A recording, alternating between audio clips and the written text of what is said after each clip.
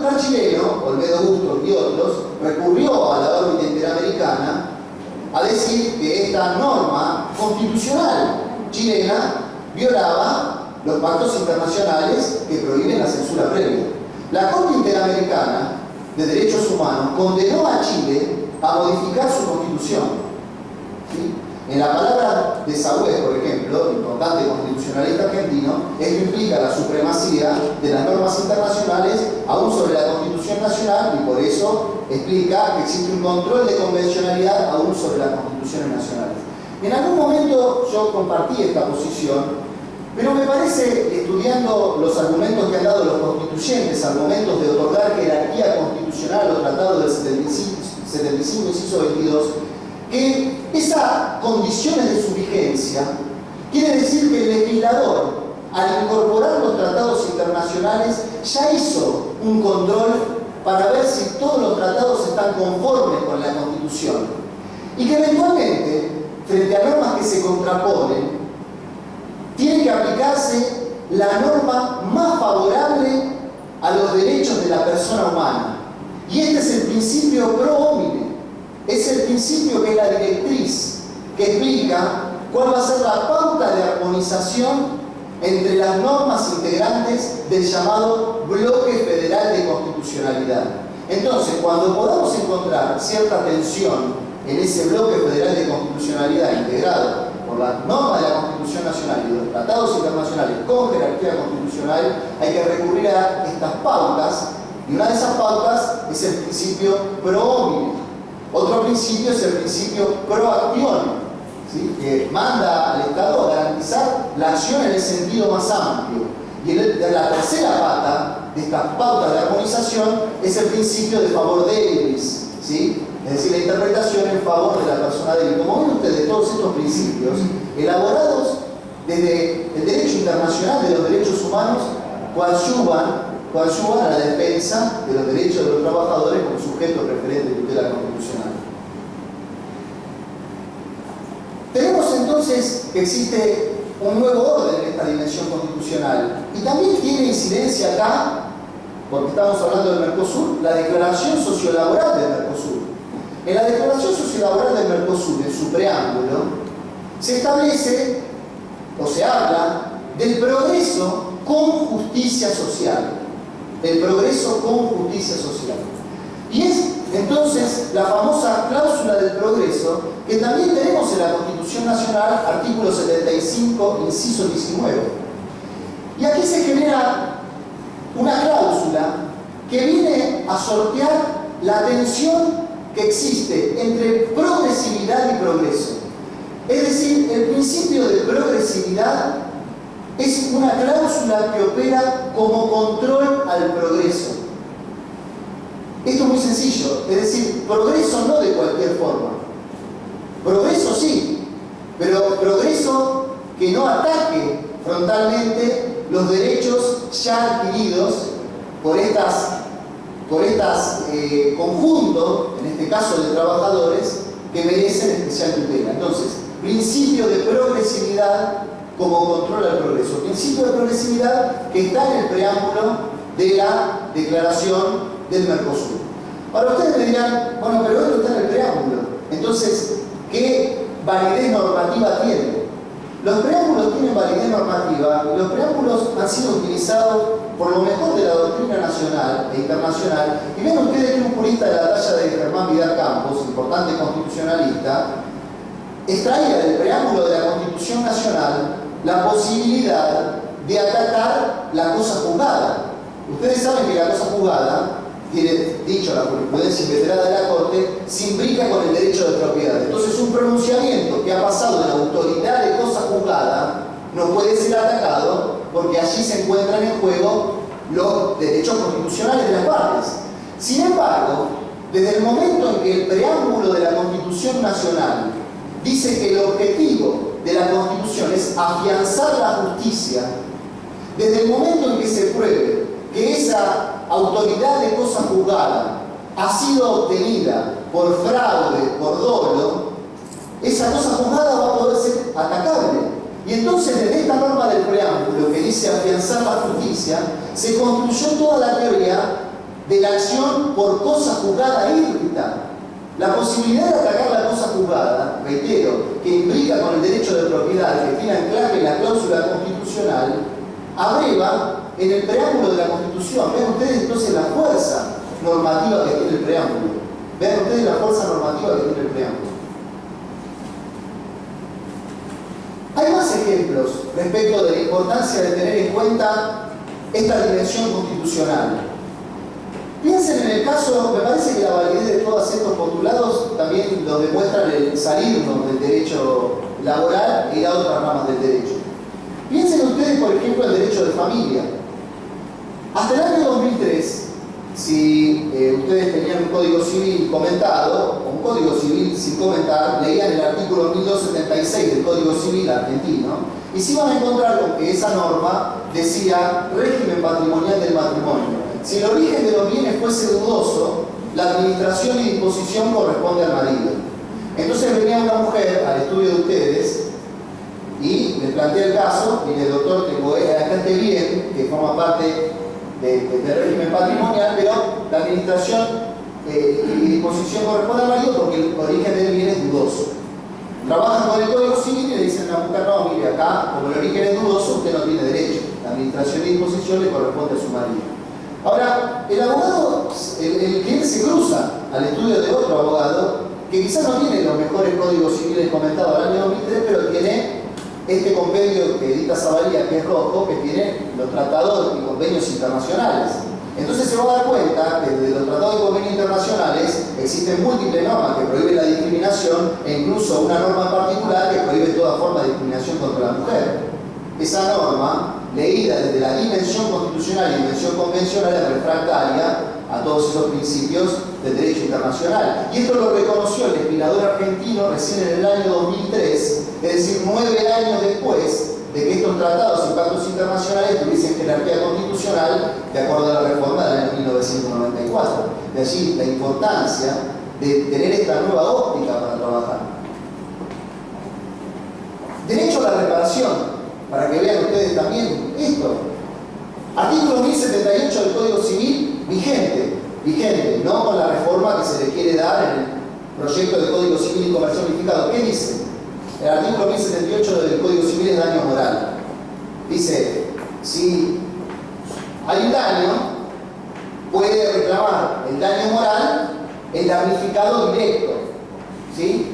Ahora, el damnificado indirecto no tiene acción, salvo que del hecho se produzca la muerte de la víctima. Y únicamente tendrán acción los herederos forzosos. ¿Sí? Esto plantea una serie de cuestiones.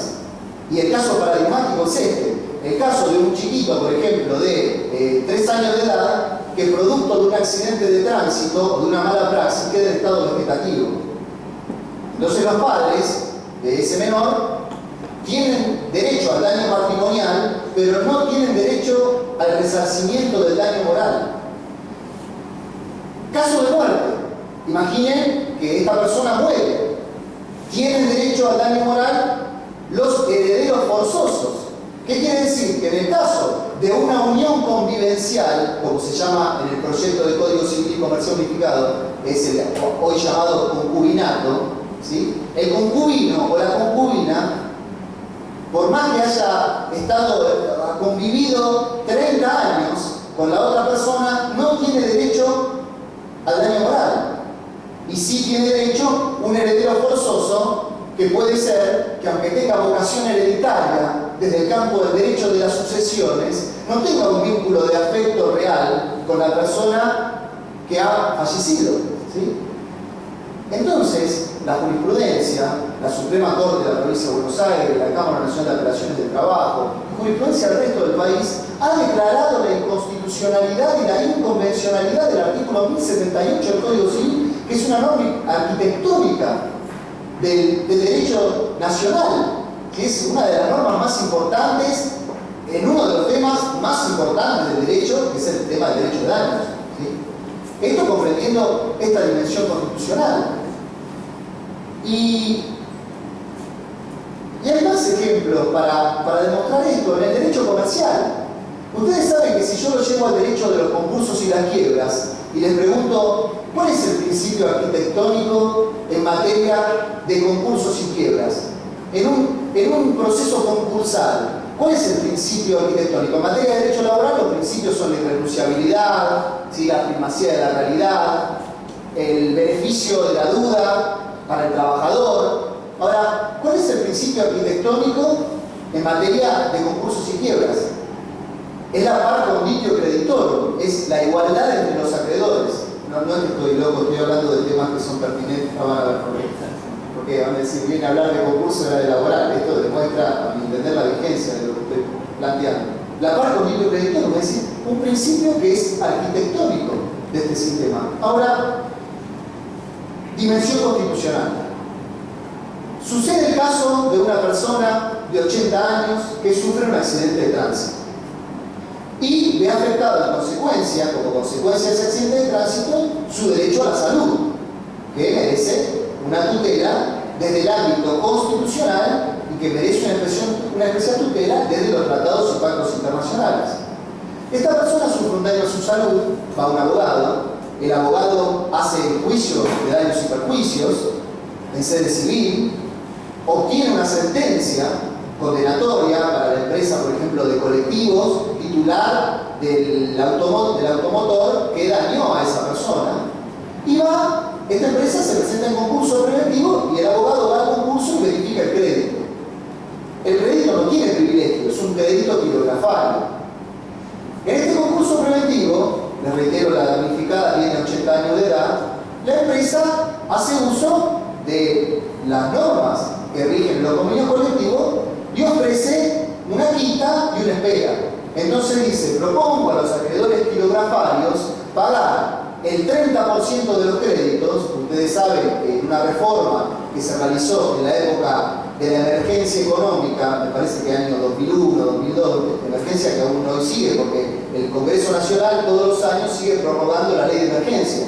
En función de la ley de emergencia se sigue prorrogando la previsión de indexar. Más allá de la inflación que va carcomiendo los distintos créditos, existe previsión de indexar porque el Congreso Nacional sigue prorrogando la emergencia decretada en el año 2001.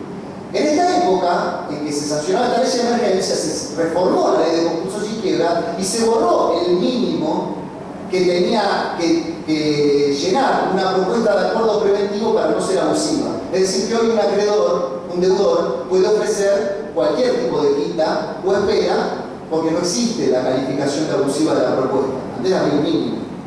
Entonces ese deudor ofrece pagar un 30% del crédito. Entonces es una quita, pero también ofrece una espera.